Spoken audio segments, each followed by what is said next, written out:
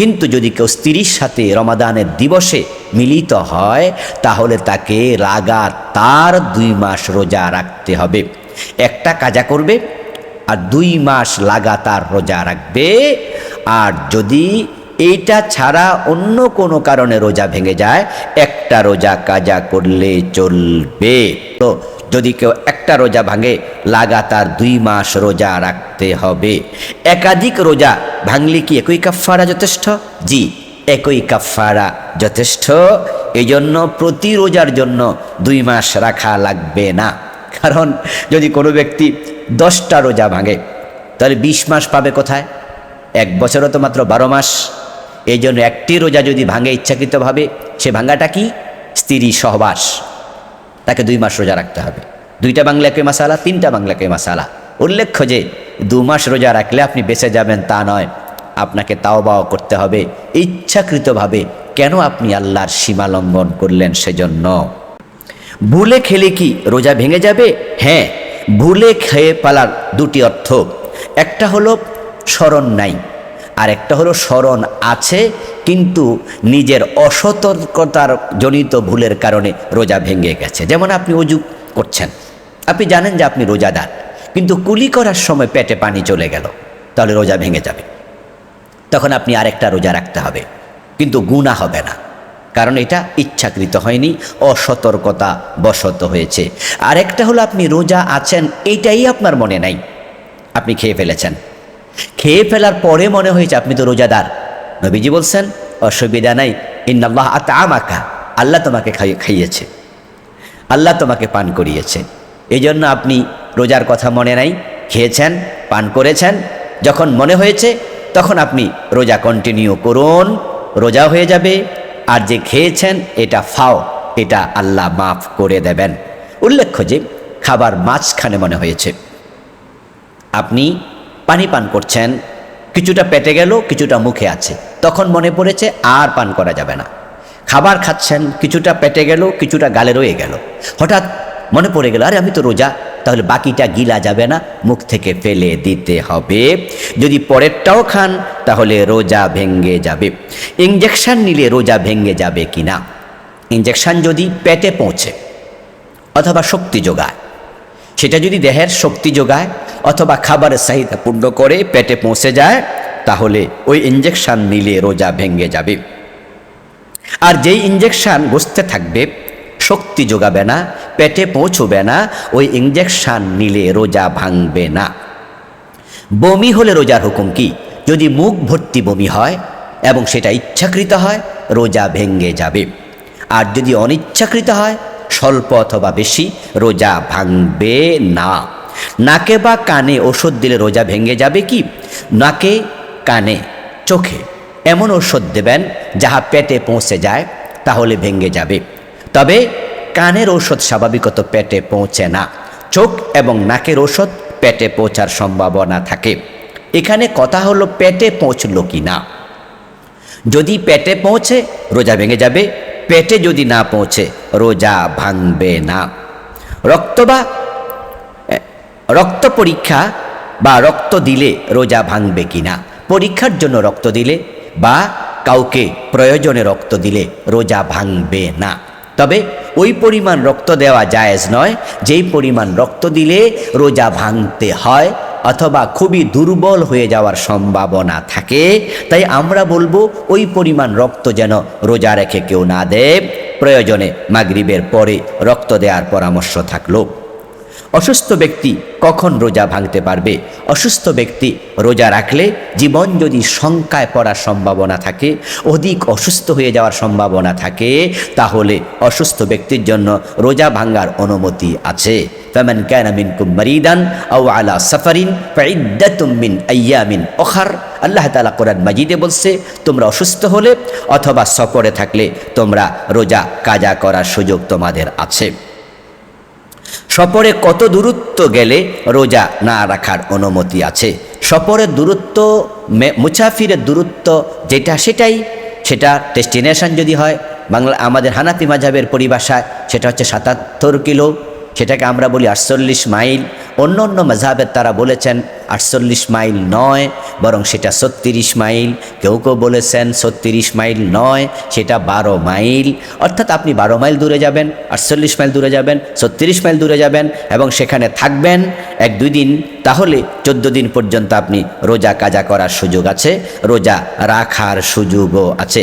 গর্ভবতী মা অথবা দুধদানকারিণী মা রোজা রাখতে পারবেন কি?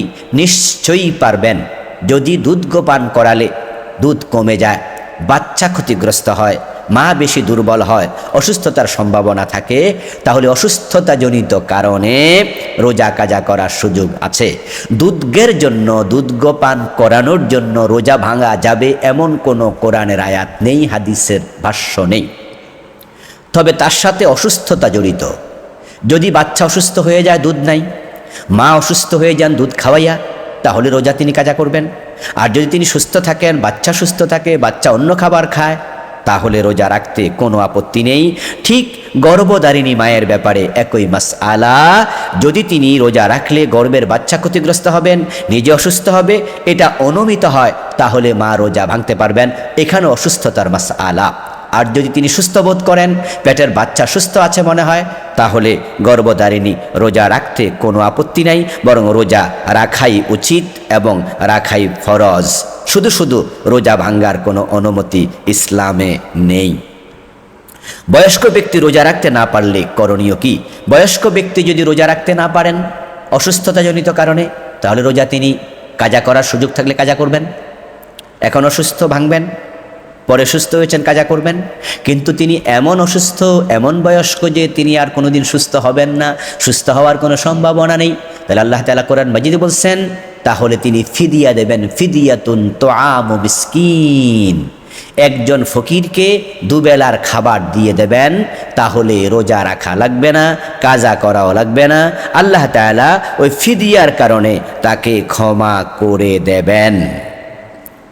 কাজা ও কাফফারার মাঝে পার্থক্য কি? কাজা হচ্ছে একটার পরিবর্তে একটা রাখা, আর কাফফারা হচ্ছে কাফফারার। রোজার নিয়ত মুখে উচ্চারণ করা জরুরি কিনা? উত্তর হলো না। রোজার নিয়ত মুখে উচ্চারণ করার কোনো প্রয়োজন নেই, কারণ নিয়তের সম্পর্ক কলবের সাথে, অন্তরের সাথে, মুখের সাথে নয়। নিয়ত বলা হয় আকদুল কলবি জেহাতাল ফিইলি, কাজের প্রতি মনের সিদ্ধান্তের নাম হচ্ছে নিয়ত। অর্থাৎ ব্যক্তি যাহা করবে মনে মনে এরাদা করবে, এনাফ। নাওয়াইতুয়ান আসুমা গাদান এই জাতীয় আরবি বলার কোনো প্রয়োজন নেই। ঠিক এই শব্দে হাদিসে কোনো নিয়ত পাওয়া যায় না। নামাজের ব্যাপারে একই মাসআলা, গোসলের ব্যাপারে একই মাসআলা, তায়াম্মুমের ব্যাপারে একই মাসআলা। অর্থাৎ যত জায়গায় নিয়ত প্রসঙ্গ আসবে সব জায়গায় মনে রাখতে হবে, মুখে উচ্চারণ করার কোনো প্রয়োজন নেই, মনে মনে নিয়ত করাই যথেষ্ট। সাহারি না খেলে রোজা হবে কি? হ্যাঁ, সাহারি না খেলেও রোজা হয়ে যাবে। সাহারি খাওয়া সুন্নাহ। রাসূলুল্লাহ সাল্লাল্লাহু আলাইহি ওয়াসাল্লাম বলেছেন, তোমরা সাহারি গ্রহণ করো, নিশ্চয়ই সাহারির মাঝে বরকত রয়েছে। সাহারি আমাদের রোজা এবং ইহুদিদের রোজার মাঝে পার্থক্য। ইহুদিরাও রোজা রাখে, তবে তারা সাহারি খায় না, মুসলমানরা সাহারি খাবে, এটা রোজার সুন্নাহ। কিন্তু যদি কোনো কারণে কেউ সাহারি না খায়, রোজা হয়ে যাবে, কোনো অসুবিধা নেই। কিন্তু আমরা দেখি কিছু কিছু মানুষ আছে যারা আজান হওয়ার পর টের পায়, ঘুম থেকে জাগতে পারেনি, তখন তারা আজান হওয়ার পরেও এক গ্লাস পানি খেয়ে নেয়, বলে হুজুর কালকে টের পাই নাই, কিন্তু এক গ্লাস পানি খাইছি, একটা খেজুর খাইছি, তখন তো আজান হয়ে গেছে। তখন আমরা বলি, আপনি তো রোজা রাখেননি, রোজা আপনি ভেঙেছেন, কারণ সবে সাদেকের পরে খাওয়ার কোনো অনুমতি নেই। আপনাকে কে বলল যে আপনি এক গ্লাস পানি খেতে? বলে হুজুর পানি না খেলে কি রোজা হবে? একটু সাহারি খেতে হবে না? আরে ভাই, সাহারি খাওয়া কি ফরজ? সাহারি খাওয়া তো ফরজ না, এটা তো সুন্নাহ। এই জন্য যদি সবে সাদিকের আগে সাহারি খাওয়ার সুযোগ না থাকে, তাহলে আপনি রোজার নিয়ত করে ফেলবেন, রোজা হয়ে যাবে, কোনো অসুবিধা নেই। রাতে যদি রোজার নিয়ত করতে ভুলে যায়, দিনের বেলায় নিয়ত করা যাবে কি? ফরজ রোজার নিয়ত সবে সাদেকের আগে করতে হয়, কিন্তু আপনি নিয়তই করেননি, তারপরে রোজা রেখে যাবেন, আল্লাহ আশা করছি আপনাকে মাফ করে দেবেন। কিন্তু নফল রোজার মাসআলা হলো যে আপনি সূর্য হেলার আগ পর্যন্ত নিয়ত করার সুযোগ আছে। ফরজ রোজার নিয়ত করতে হয় সবে সাদেকের আগে, আর নফল রোজার নিয়ত সুবহে সাদেকের আগে যদি কেউ নাও করে, সূর্য হেলার আগে নিয়ত করলে রোজা হয়ে যাবে। এখন ভুলে যদি নিয়ত করতে ভুলে যায়, তাহলে ভুলটা আল্লাহ ক্ষমা করবেন আমরা আশা করি। ইচ্ছা করে এটা করা যাবে না। সাহারি খাওয়ার শেষ সময় কখন? সাহারি খাওয়ার শেষ সময় হলো সুবহে সাদেক তুলু হওয়া। আল্লাহ তাআলা বলছেন, কুলু ওয়াশরাবু হাত্তা ইয়াতাবায়্যানা লাকুমুল খাইতুল আবিয়াদু মিনাল খাইতিল আসওয়াদি মিনাল ফাজর। সুবহে সাদেকের আজকে তো সময় বোঝা খুব সহজ, ঘড়ি আছে, টাইম নির্ধারণ করা আছে, আমরা ঘড়িতে দেখতে পারি সুবহে সাদেকের লাস্ট টাইম কত, ক্যালেন্ডারে জানতে পারি। ঠিক সময় দেখে আমরা সাহারি খাওয়া শেষ করে দেব। কিন্তু যখন এই ঘড়ি ছিল না, অথবা এমন জায়গায় আছেন যেখানে ঘড়ি নেই, ঘড়ি নষ্ট হয়ে গিয়েছে, অথবা ক্যালেন্ডার নেই, সেখানে আপনি লক্ষ্য করবেন যে কালো রেখা থেকে সাদা রেখা শুরু হয়েছে কিনা। যখন পূর্ব আকাশে সাদা রেখা শুরু হয়ে যায়, তখন খাবার দাবার নিষিদ্ধ হয়ে যায়। এটার নামে সুবহে সাদেক। আজান শুরু হলে খাওয়া বন্ধ করতে হবে? উত্তর হলো হ্যাঁ। যদি আপনি জানেন যে আজানটা ঠিকঠাক মতো শুরু করছে, আমাদের দেশে আলহামদুলিল্লাহ ফজরের আজান রমাদান মাসে ফার্স্ট টাইমে দেয়া হয়।